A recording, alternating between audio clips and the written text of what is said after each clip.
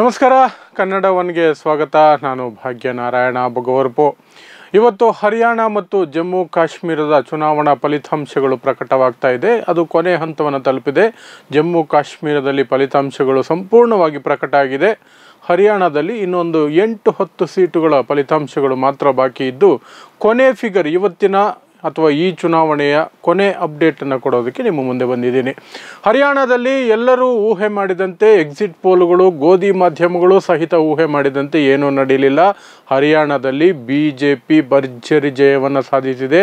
3ನೇ ಬಾರಿಗೆ ಸತತವಾಗಿ ಅಧಿಕಾರದ ಗದ್ದುಗೆಯನ್ನು ಏರುವಂಥದ್ದಕ್ಕೆ ಎಲ್ಲವೂ ಸಹ ಸಿದ್ಧವಾಗಿದೆ. ಹಾಗಾಗಿ ಕಾಂಗ್ರೆಸ್ ಸಾಕಷ್ಟು ದೊಡ್ಡ ಮಟ್ಟದ ಅವಮಾನಕ್ಕೆ ಒಳಗಾಗಿದೆ ಅಂತಲೇ ಹೇಳಬೇಕು ಹರಿಯಾಣದಲ್ಲಿ.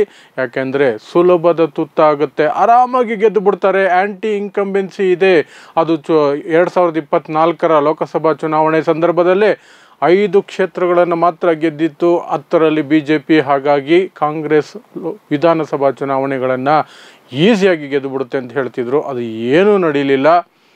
BJP 90ರಲ್ಲಿ 48 ಸ್ಥಾನಗಳನ್ನು ಪಡೆಯೋದರಲ್ಲಿ ಸಫಲ ಆಗಿದೆ. ಆ ಮೂಲಕ ಅದು ಭರ್ಜರಿಯಾಗಿ ವಾಪಸ್ ಬರ್ತಾ ಇದೆ. ಅದರ ಜೊತೆಗೆ ಕಾಂಗ್ರೆಸ್ ಕೇವಲ 37 ಸ್ಥಾನಗಳನ್ನು ಮಾತ್ರ ಪಡೆಯೋದಕ್ಕೆ ಸಾಧ್ಯ ಆಯಿತು. ಅದಕ್ಕೆ ನಾನಾ ಕಾರಣಗಳನ್ನು ಹೇಳಲಾಗ್ತಿದೆ. ಅದರ ವಿಶ್ಲೇಷಣೆಯನ್ನು ಇವತ್ತು ರಾತ್ರಿ ವಿಶೇಷ ಕಾರ್ಯಕ್ರಮದ ಮೂಲಕ ಮಾಡ್ತೀನಿ. ಅದರಲ್ಲಿ ಮುಖ್ಯವಾಗಿರುವಂತಹದ್ದು ಇಂಟರ್ನಲ್ ಫೈಟ್, ಆಂತರಿಕ ಜಗಳ ಮತ್ತು BJPಯ ತಂತ್ರಗಾರಿಕೆ. ಅದೆಲ್ಲದರ ವಿವರವನ್ನು ನಾನು ವಿಶೇಷ ಕಾರ್ಯಕ್ರಮದಲ್ಲಿ ಕೊಡ್ತೀನಿ. ಇನ್ನು ಜಮ್ಮು ಕಾಶ್ಮೀರದ ವಿಚಾರಕ್ಕೆ ಬರೋದಾದರೆ, ಒಮರ್ ಅಬ್ದುಲ್ಲಾ ಜಮ್ಮು ಕಾಶ್ಮೀರದ ಮುಖ್ಯಮಂತ್ರಿಯಾಗುವುದು ಫಿಕ್ಸ್ ಆಗಿದೆ. ಫಾರೂಕ್ ಅಬ್ದುಲ್ಲಾ ಅವರೇ ಘೋಷಣೆ ಮಾಡಿದ್ದಾರೆ. ಅಲ್ಲಿ 49 ಸ್ಥಾನಗಳನ್ನು ಪಡ್ಕೊಂಡಿದೆ ನ್ಯಾಷನಲ್ ಕಾನ್ಫರೆನ್ಸ್ ಮತ್ತು ಕಾಂಗ್ರೆಸ್ನ ಮೈತ್ರಿ. ಆ ಮೂಲಕ ಆರಾಮಾಗಿ ಅಲ್ಲಿ ಸರ್ಕಾರವನ್ನು ರಚನೆ ಮಾಡಿಕೊಳ್ಳಬಹುದು. ಅದು ದೊಡ್ಡ ಮಟ್ಟದ ಏನು ಬಹುಮತ ಏನಲ್ಲ, ಆದರೆ ಸಿಂಪಲ್ ಮೆಜಾರಿಟಿ ಅಂತ ಹೇಳಬಹುದು. ಸಿಂಪಲ್ ಮೆಜಾರಿಟಿಯೊಂದಿಗೆ ಅಲ್ಲಿ ಸರ್ಕಾರವನ್ನು ರಚನೆ ಮಾಡಿಕೊಳ್ಳುತ್ತೆ ನ್ಯಾಷನಲ್ ಕಾನ್ಫರೆನ್ಸ್ ಮತ್ತು ಕಾಂಗ್ರೆಸ್. ಈ ಒಂದು ಸಂದರ್ಭದಲ್ಲಿ ಇವತ್ತಿನ ಕೊನೆಯ ಅಪ್ಡೇಟ್ ಇದು.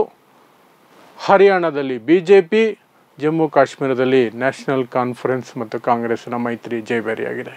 ನೋಡ್ತಾ ಇರಿ ಸಮಾಜಕ್ಕಾಗಿ ಕನ್ನಡ ಒನ್ ನ್ಯೂಸ್. ನಮಸ್ಕಾರ.